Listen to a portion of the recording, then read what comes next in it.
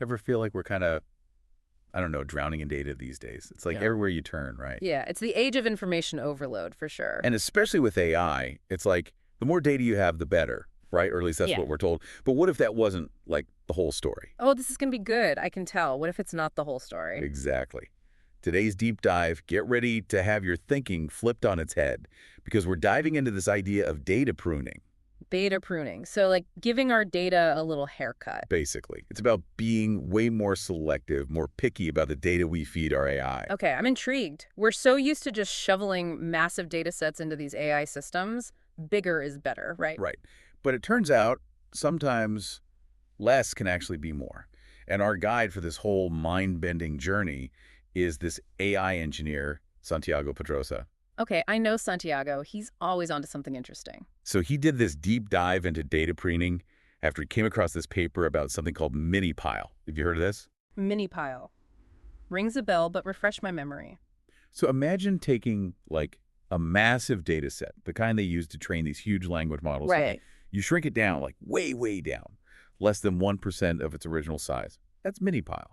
Wow, okay. And what happens? Do these models just completely fall apart? That's the thing.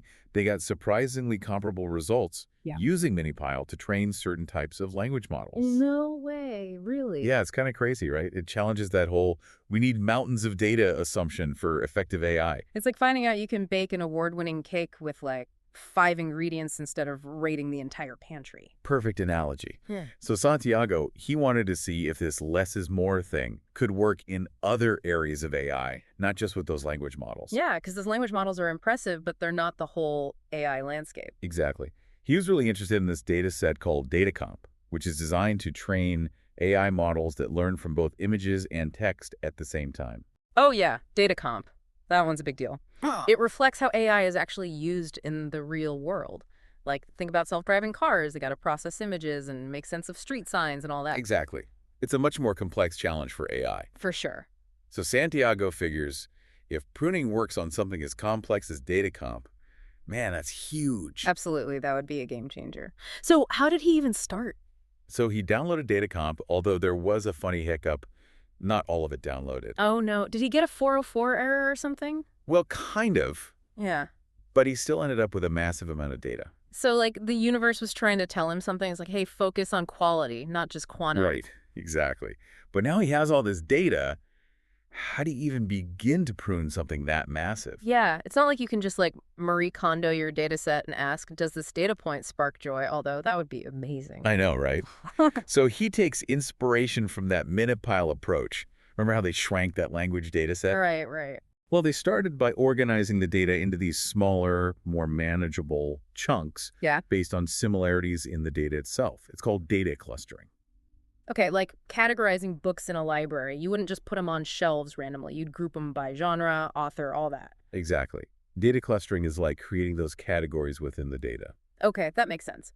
But then the question is, how do you decide which books to keep and which ones to toss? Right. And that's where the actual pruning happens. Okay, so how did they do it with Minipile? Did they go through each cluster by hand? They did. They manually went through all those clusters and cherry-picked the highest quality ones. Manually? Oh man, that must have taken forever, especially with a massive data set. Right. And that's exactly what Santiago wanted to avoid. He wanted to see if he could automate that whole process of selecting the best clusters, make it more efficient and something that could scale up. So basically, he trained an AI to be a data snob. Love it. Exactly. He taught an AI how to make those judgment calls about data quality. Okay, now you have to tell me more about this. How do you train an AI to have good taste in data? Well, he used a really cool technique called few-shot prompting. Few-shot prompting. Okay, break that down for me. Imagine, like, showing the AI model a handful of flashcards. Flashcards. Yeah, flashcards.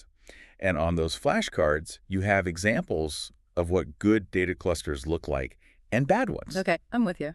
And just with those few examples, the AI can start to pick up on the patterns, and figure out what makes for a quality cluster. It's like training a junior curator. You show them a few masterpieces, a couple of duds, and they start developing an eye for what's good. That's a great analogy.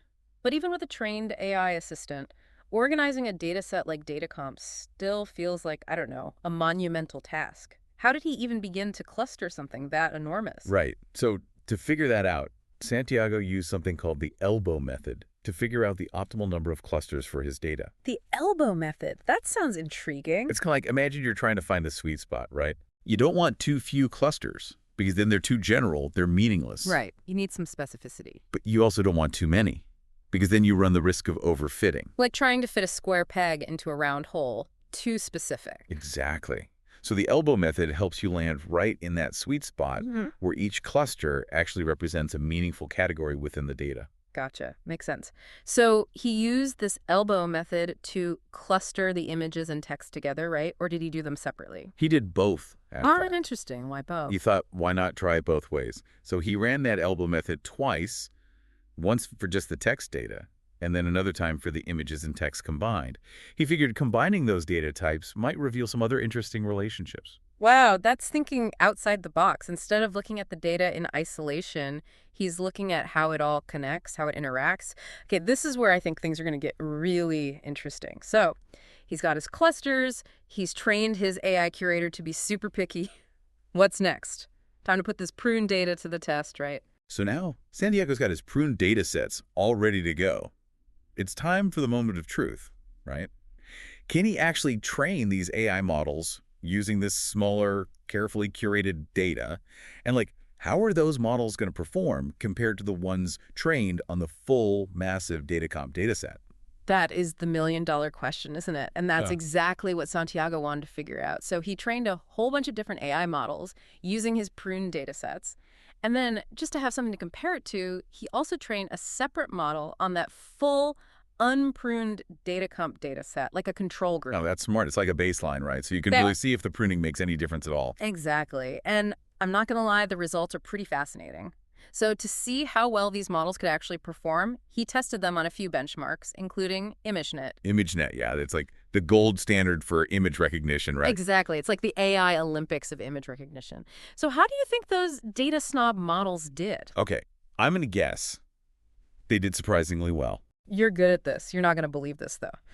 So one of the pruned data sets he created, the one where he only used the top 5 most representative examples from each cluster, just based on the text data, mind you, that one performed incredibly well on ImageNet, like really well. Hold on, wait. He got comparable results on ImageNet using a data set that was a tiny fraction of the original size. It's mind-blowing, right? It challenges everything we thought we knew about AI and data. I mean, we're always told more data equals better performance, end of story. But Santiago's experiment throws a wrench in that whole idea. Right, because it's not just about how much data you have, it's about the quality of that data. Yeah. It's like finding those golden nuggets, those key pieces of information that make all the difference. Exactly. It's like, have you ever heard that old saying, you can't make a silk purse out of a sow's ear? Yeah. It's kind of like that. You need the right raw materials, the good stuff, to create something truly exceptional. And in this case, those right raw materials are those carefully selected, high-quality data points. This is amazing. Okay, but it gets even more interesting. So he actually found that in some cases, using the entire Datacomp dataset, like all of it, actually led to slightly worse performance compared to using the pruned datasets. Yeah. It seems counterintuitive, but it actually makes perfect sense when you really think about it. When you have a data set that massive, it's bound to have some noise in it, some irrelevant stuff that might even confuse the AI model. It's like trying to have a conversation in a room full of people all talking at the same time. Oh, yeah. It's overwhelming. You can't focus on any one thing. Right. You're going to miss the important stuff. Yeah. So by being picky, by being choosy with the data, Santiago was able to get rid of those distractions, those irrelevant data points, and help the AI model focus on what actually mattered. So it's like having a really focused, productive meeting with just the key people instead of that chaotic everyone and their dog meeting. Exactly. And this all ties into a really cool concept that Santiago talks about in his blog post, the Pareto optimal frontier. Have you ever heard of that? I feel like I've heard that term, but I'm not going to lie. I don't think I totally get it. It's actually a pretty simple idea, but it's super powerful. Basically, It's all about finding that sweet spot, that perfect balance where you're getting the maximum benefit, but using the least amount of resources. Okay, yeah, so like maximum efficiency. Exactly. And in the context of AI, it's like finding the absolute smallest data set possible that still lets you achieve that awesome level of accuracy you're going for. Work smarter, not harder. Right. You got it. And here's another cool thing that Santiago realized as he was doing all this experimenting.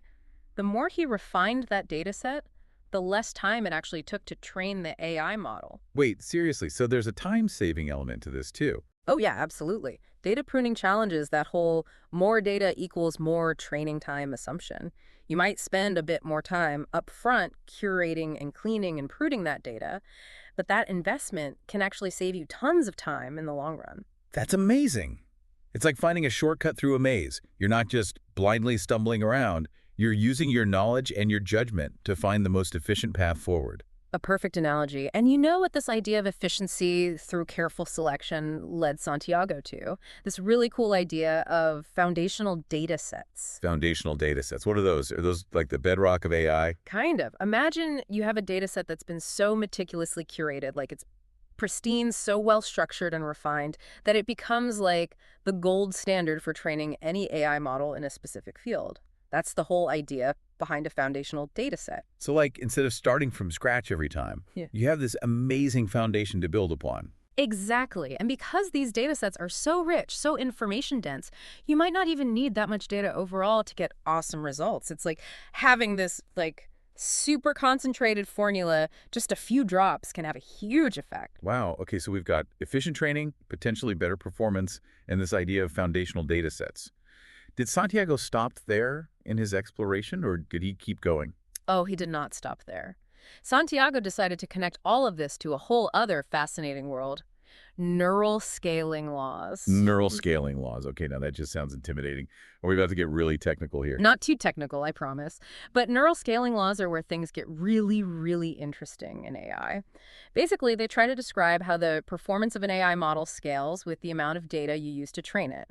You feed it more data, it gets better at its task, practice makes perfect. But what Santiago found about those neural scaling laws really throws a wrench in things. Okay, so neural scaling laws, it does sound kind of intense. Like, are we going full-on matrix here?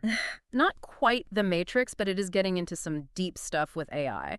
So those neural scaling laws, they basically describe how the performance of an AI model changes, like how it scales up as you feed it more and more data.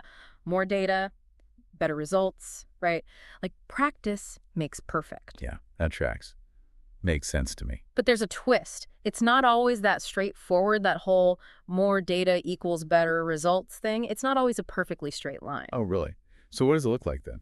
Well, a lot of times it follows what's called a power law. A power law. Yeah, and without going too deep into the technical weeds, a power law basically means that as you keep adding more data, you start to see smaller and smaller improvements.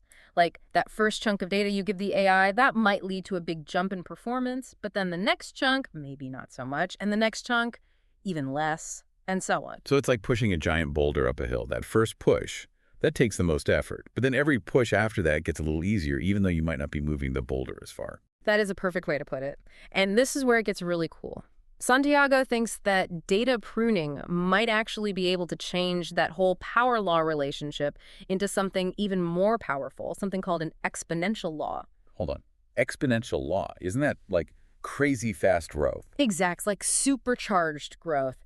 With an exponential law, every time you add a carefully chosen piece of data, you get an even bigger performance boost. It's like you're unlocking this whole other level of efficiency in the AI. Okay, now I'm really curious.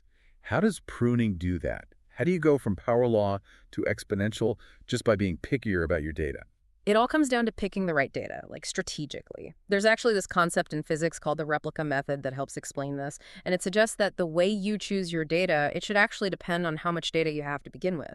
So are you saying that if you have tons and tons of data, like a massive amount, you should actually train the AI on the hardest examples, the stuff it struggles with the most? Exactly. It's like, if you have a star athlete, you want to make sure they're training with the toughest opponents, right? They might stumble a bit at first, but in the long run, they'll come out stronger, more skilled.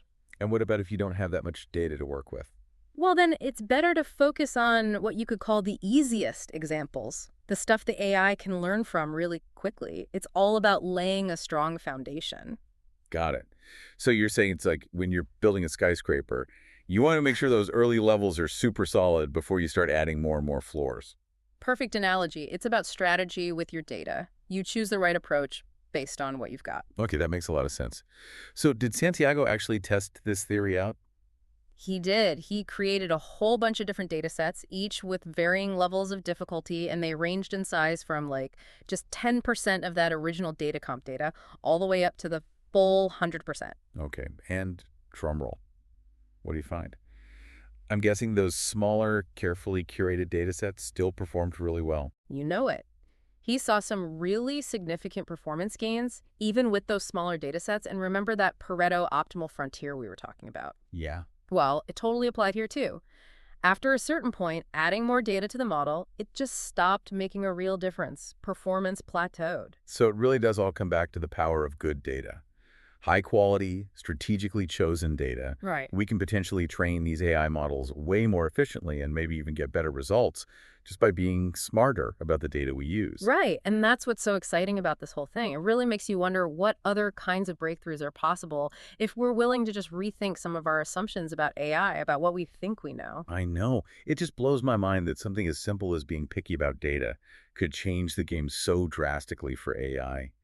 It's like finding this secret shortcut to unlocking AI's true potential. That's what's so amazing about exploration and experimentation, right? Sometimes those biggest, most groundbreaking discoveries come from challenging the status quo and looking at things in a new way. Absolutely. This whole deep dive has been such a wild ride. We went from questioning whether we even need those massive data sets to exploring this whole world of data pruning, neural scaling laws. It's clear that there's still so much out there to discover with AI, so much we don't know yet. Exactly. And if any of our listeners out there want to learn more about Santiago's whole journey with data pruning, his process, his thought process, all of it, we've got a link to his blog post in the show notes. Definitely check it out. It's a really great read. And to all our listeners out there, we'd love to hear your thoughts on this. Have you ever run into a situation where using less data actually gave you better results? Share your stories with us. Until next time, keep exploring, keep questioning everything you think you know, and keep on diving deep.